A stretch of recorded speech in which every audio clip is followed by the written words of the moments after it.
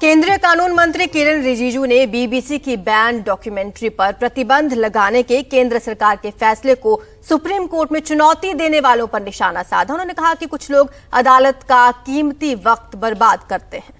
Supreme court अगले सोमवार यानी कि 6 फरवरी को इससे जुड़ी याचिका पर सुनवाई करेगा। ऐसे में कानून मंत्री ने ट्वीट कर कहा कि उच्चतम न्यायालय सहित अन्य अदालतों में बड़ी संख्या में मुकदमे लंबित हैं और इस तरह के मामले लाकर कुछ लोग कोर्ट का समय बर्बाद करते हैं।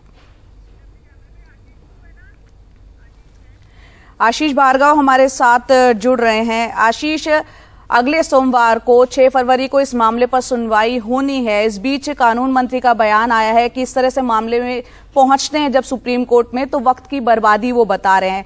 कानून मंत्री के इस बयान को किस तरह से देखा जाए, क्योंकि जो याचिकाएं दाखिल की गई हैं जिस पर सुप्रीम कोर्ट सुनवाई करेगा वो इसे अभिव्यक्ति की आजादी से जुड़ा हुआ मानते हैं। जी देखिए, बिल्कुल यहाँ पर अलग अलग याचिकाएं दाखिल की गई हैं। वकील ML शर्मा ने भी एक याचिका दाखिल की थी। सबसे पहले उन्होंने ही चीफ जस्टिस के सामने मेंशन किया था। तो सुप्रीम कोर्ट ने जो सिस्टम बनाया उसके मुताबिक जो फ्राइडे को याचिकाएं दाखिल होंगी शुक्रवार को, वो अगले सोमवार को ऑटोमेटिकली लिस्ट होंगी। ये कल चीफ जस्टिस ने कहा था कि उनकी याचिका अगले सोमवार को यानी 6 फरवरी को अपने आप लिस्ट हो जाएगी। इसके बाद प्रशांत भूषण, महुआ मोइत्रा और N राम की तरफ से CU सिंह ने मेंशन किया कि उन्होंने भी बीबीसी के मामले में एक याचिका दाखिल की है। तो चीफ जस्टिस ने कहा कि इन दोनों याचिकाओं पर एक साथ ही सुनवाई होगी। तो इसके बाद जो रिएक्शन आया वो कानून मंत्री का था और ये रिएक्शन ऐसा था जिसमें बार बार वो ये कह रहे थे कि किस तरीके से ये लोग सुप्रीम कोर्ट का कीमती वक्त जाया करते हैं और लोग आम लोग जो हैं वो अपनी बारी का इंतजार करते हैं। तो कहीं ना कहीं एक बड़ी बात है, कानून मंत्री इस तरह का ट्वीट करते हैं। लेकिन हालांकि सुप्रीम कोर्ट का जो प्रक्रिया है उससे इस पर कोई फर्क नहीं पड़ेगा। हम ये कह सकते हैं कि वो एक निशाना साध रहे हैं उन लोगों पर जो लगातार सरकार को कटघरे में खड़े करते आए हैं, चाहे वो महुआ मोइत्रा हो, चाहे वो प्रशांत भूषण हो, चाहे वो N राम हो।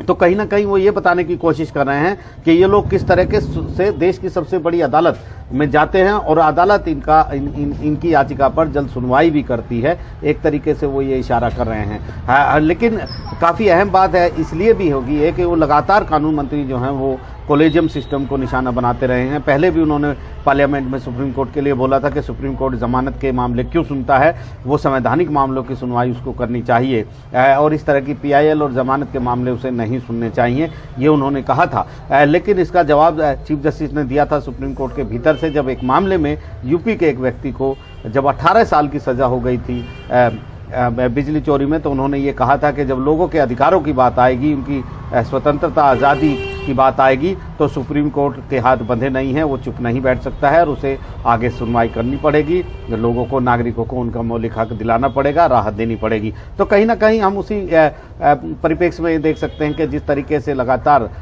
कानून मंत्री लगातार सुप्रीम कोर्ट के ऊपर सवाल उठाते रहे हैं, एक बार वो ये बता रहे हैं कि किस तरीके से ये लोग बीबीसी जैसे मामले में जहां पर सुप्रीम कोर्ट का पहले फैसला आ चुका है, पूरा मामला क्लियर हो चुका है गुजरात दंगों को लेकर, और फिर ऐसे मामलों को लेकर सुप्रीम कोर्ट पहुंच गए हैं और सुप्रीम कोर्ट भी जल्द सुनवाई को तैयार हो गया है। जी शुक्रिया आपका इस तमाम जानकारी के लिए आशीष। तो आपको बता दें कि बीबीसी की डॉक्यूमेंट्री पर प्रतिबंध लगाया गया है केंद्र सरकार द्वारा और अब उसी को लेकर याचिका दाखिल की गई है सुप्रीम कोर्ट में और प्रतिबंध पर सवाल उठाए गए हैं, जिस पर किरण रिजिजू जो कानून मंत्री हैं उन्होंने ट्वीट किया है और कहा है कि कुछ लोग अदालत का कीमती वक्त बर्बाद करते हैं।